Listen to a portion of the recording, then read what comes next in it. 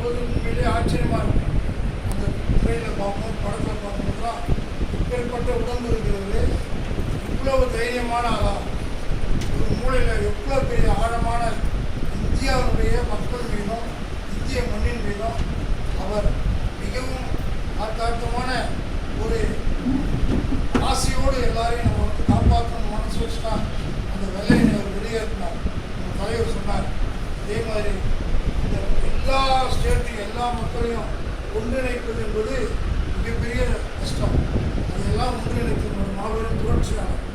நிறைய பேர் சொல்ல மாட்டாங்க, இவர் வந்து ஒரு சாதாரண ஆள் நினச்சிருப்பாங்க. அவர் ஒரு புரட்சியாளர், இந்த தேசத்தின் புரட்சியாளர் வரிசையில் அவரும் எல்லா நாட்டிலும் பயந்தான். சார் சொன்னார், எல்லா நாட்டுக்கும் காந்தியை தெரியும். ஆனால் வெள்ளக்காரன் என்னென்னமோ பண்ணி பார்த்தாங்க, ஒரு சுற்றுலா பண்ணாங்க, வீரங்கெல்லாம் பண்ணி இறங்கினாங்களா. இந்த மனுஷன் வந்து எதுக்கும் பயப்படாம சத்தியாகிரகமா உண்மையாக போராடி என்னை சுட்டாலும் சரி, என்னை என்ன பண்ணாலும் சரி, இந்த நாட்டின் விடுதலைக்காகவும் இந்த மக்கள் தேசத்தில் இருந்தவங்க இந்திய நாட்டில் வசிக்கிற மக்களுக்கு வேற்றுமை இல்லாமல் ஒற்றுமையாக வாழ்வதற்கு பெரும் பாடுபட்ட தலைவர்களில் மிக சிறந்த தலைவர் யாருன்னு சொன்னால் நம்முடைய மகாத்மா காந்தி தான். மேலே ஒரு தலைவர் இன்னும் பிறகு இல்லை, இனிமேலும் பிறக போகிறது கிடையாது. எல்லாம் சொல்லுவாங்க அவருக்கு, அதெல்லாம் கிடையாது. சாதாரண சட்டம் போட்டு ஒரு துண்டு தான், அந்த துண்டு கூட ஏன் போட்டாருன்னு வரலாறு இருக்குது. ரோட்டு சுட்டு போட்ட வழக்கறிஞர் தான். வெளிநாட்டு வந்து வழக்கறிஞர் பிரிவா 18 வருஷம் வேலை செஞ்சுக்கிறார்.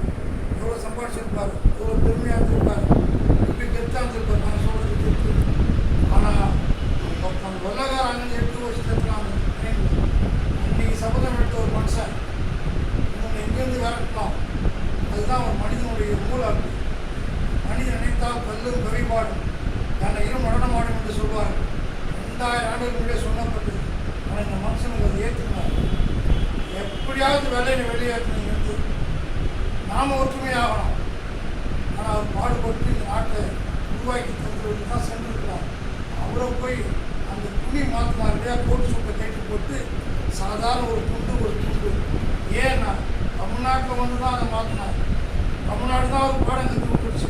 என்னென்னு எளிமையாக வாழணும், எளிமையாக இருக்கணும், மக்களாக தலைவராக மட்டும் இல்லை மக்களோட மக்களாக வாழணும்னு சொல்லி பாரதியார் போய் பார்க்குறாரு. ஒரு இடத்துல தமிழ்நாட்டில் வீர சிங்கம் பாரதியார் போய் பார்க்குறாரு. அப்படி ஒரு போய் சொல்கிறார், ஐயா இந்த மாதிரி நாளைக்கு தான் உங்களுக்கு மீட்டிங் வச்சுருக்கேன். பாரதியார் கேட்குறாரு, நீங்கள் வந்து நாளைக்கு பேசணும். நாளைக்கு வர முடியாதுன்னு ஒரு சொல்கிறேன். இன்றைக்கே வர முடியும்னு கேட்குறேன். இன்றைக்கி வர முடியாது, நாளைக்கு தான் வர முடியுங்க. ஆனால் பாரதியார் என்ன சொல்லிருக்காரு, நீங்கள் தேசத்துக்கு தலைவர் தான். ஆனால் நான் சொல்கிறதுனால வரணும் அவசியம் இல்லை. நான் பார்த்துக்கிறேன் தமிழ்நாட்டில் எல்லா மக்களும் நான் ஒன்றிணைக்கிறேன், இந்தியா முழு ஒன்றிணை சொல்லி அப்புறம் சட்டம் போட்டுருக்கேன் சொல்லிட்டு வர.